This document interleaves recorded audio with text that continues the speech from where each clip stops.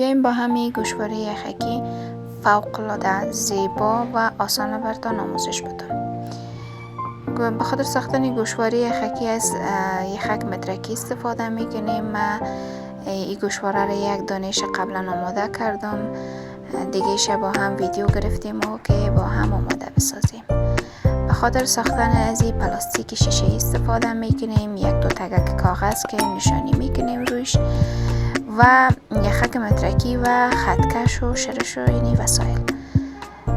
در ابتدا یخک مترکی را به اندازه های مساوی قطع، چون 4 حلقه ما باید قطع بسازیم. حلقه اولش را به حساب 11 سانتی متر قطع میکنیم و میایم مرتب میمونیم که اندازه از پیش ما پس پیش نشه. حلقه دومش 14 سانتی متر قطع میکنیم.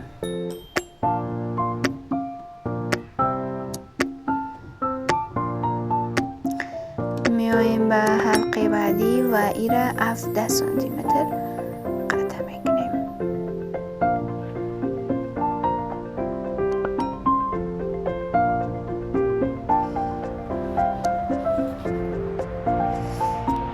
من در روی ویدیو نوشته هم میکنم که کسایی که ممکن به دری بلدیت نداشته باشن ویدیو مرا بیننده باشن، از روی عدد در اینجا که نوشته میکنم ببینم.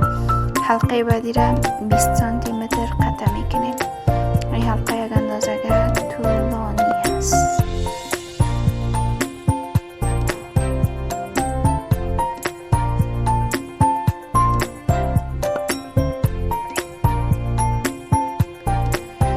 خب قبلا یک ورق گرفتیم و یک حلقه درش ترسیم کردیم که همین حلقه گوشواره از پیش ما اندازش پس پیش نشه، اردوش یک اندازه بیایه.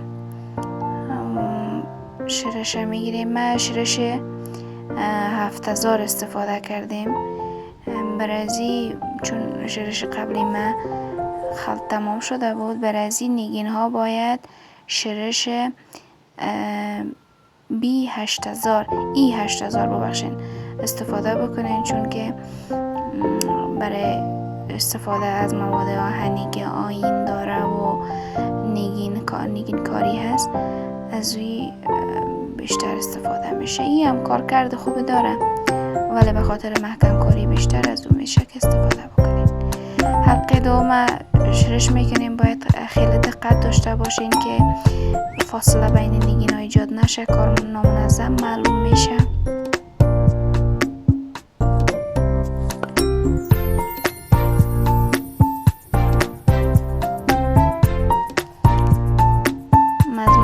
استفاده کردم، گاهی هم از قلم استفاده کردیم که دقیق روی همون حلقه سرخی که ما ایجاد کرده بودیم منظم روی از همون همین نگین ها قرار بگیره.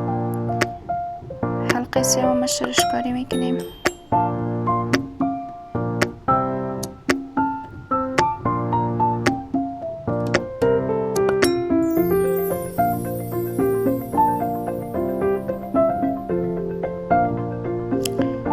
باید دقت داشته باشین که نگین تودار نشه.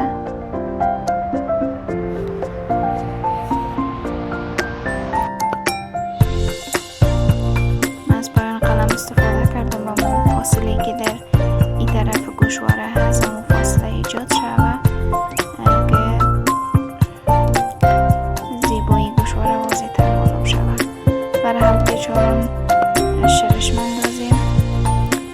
شرش بسته کردم چون دیگه تایی که خشک میشه و شرش نیاز نداریم.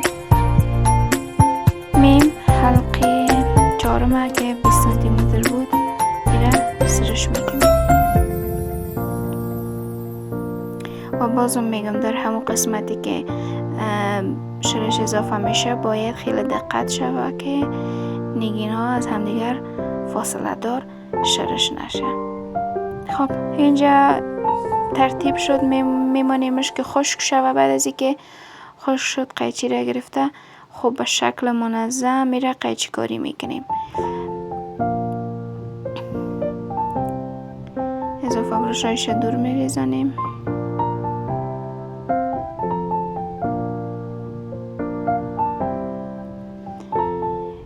قسمت باید یک اندازه دقت بیشتر صورت بگیره، چون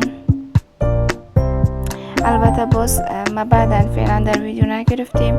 یک شما میتونین همین قسم بکنین، یک سوزن را داغ کرده پلاستیک های اضافی که در وسط حلقه است را با امو سوزن داغ بسوزانین و از بین ببرین. به این شکل کار مرتب و منظم معلوم میشه. خب در قسمت آخر شرش میگیریم و به حساب میخک گوشواره را بسته میکنیم در اینجا و میگذاریمش که خشک شوه.